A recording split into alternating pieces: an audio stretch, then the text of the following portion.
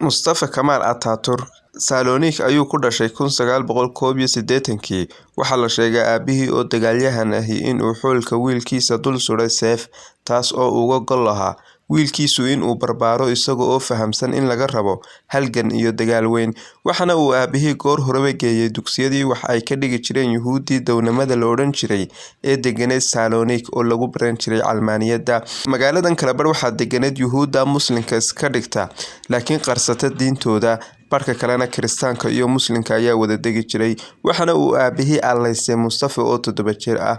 Sanadkii 1899 ayuu galay kulliyadda dagaalka ee Istanbul, waxaana uu dhammaystay 1905. Kadibna waxa uu xubin ka noqday kooxdii Maasoniyadda ahayd ee ka dambeysay xilka xayuubintii Suldaan Cabdulxamiidkii labaad. Asal ahaan halka uu ka soo jeedo waa la isku khilaafsan yahay.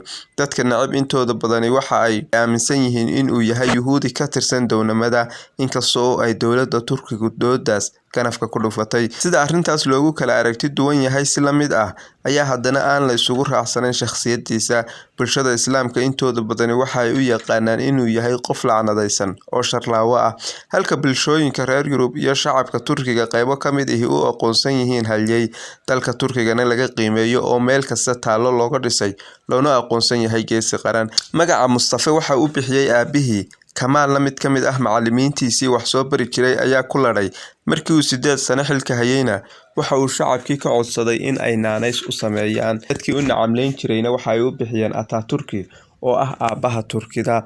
Waxa uu ku soo caanbaxay dagaalkii Ba'naa ee lagu jabiyay Giriigga, waxaana uu xilka dalkaas qabsaday 1923. Mustafa waxa uu markii ugu horeysay rumeeyay riyo ay gaaladu weligood ay ku taami jireen. Waxa uu burburiyay meeshana ka saaray dowladdii Islaamka. Laga soo bilaabo xilligaas ilaa maantana muslimiintu ma aysan helin dowlad midaysa. Sidoo kalena waa taariikhda kolkii ugu horeysay ee la waayay khaliifkii muslimiinta, inkasta oo Hindida Muslimka ah mooye ee bulshooyinka kale ee Islaamka oo dhami waqtigaas aanay arrintaas ka dhiidhiyeen. Waxyaabihii yaabka lahaa ee uu ninkani sameeyay waxaa ka mid ahaa in uu caasimadii dowladda ka bedelay Istanbul una raray Ankara, in uu shaaciyay dowladdii Calmaaniyad in ay noqotay, isla markaana uu laalay wax kasta oo Islaamka ku tacalluqa. Wasaaraddii diinta iyo awqaafka khadka ayuu ka saaray. Dastuurkii diinta salka ku hayayna waa uu xooray, waxaana uu si tiiqtiiqsi leh u sheegay haddii ay diinta Islaamku ahaan jirtay diinta koowaad ee dalka, in maanta arrintaas laga ilbaxay meeshana laga saaray.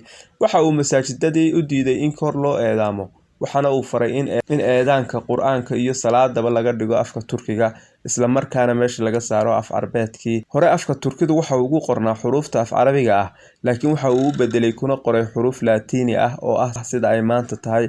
Waxa uu meesha ka saaray wixii la kala odhan jiray xalaal iyo xaaraan. Wax kasta waxa ay noqdeen qof iyo dookhii. Dumarkii xijaabkii ayuu u diiday, waxaana uu mamnuuc ka dhigay in la arko gabadh madaxa wax saaratay.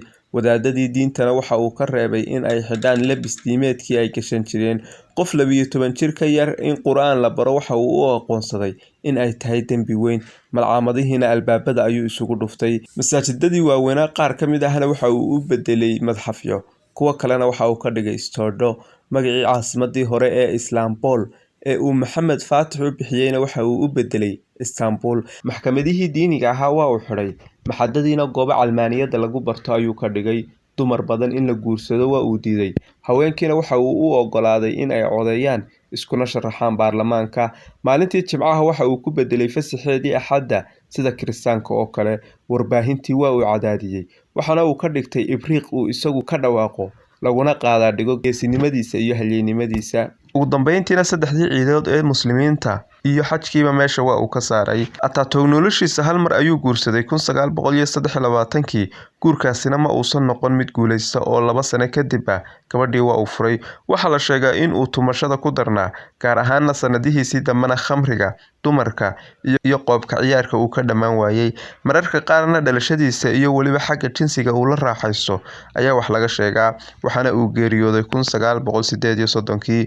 Yuhuudda khatarta badan ee downamada la yiraahdo, taariikhdooda oo faahfaahsan, xiiso iyo maadna leh, ninkii aasaasay iyo weliba xiriirkii ay Atatürk la lahaayeenba waxa aad ka daawan kartaa linkiga aynu xagga hoose dhigi doono.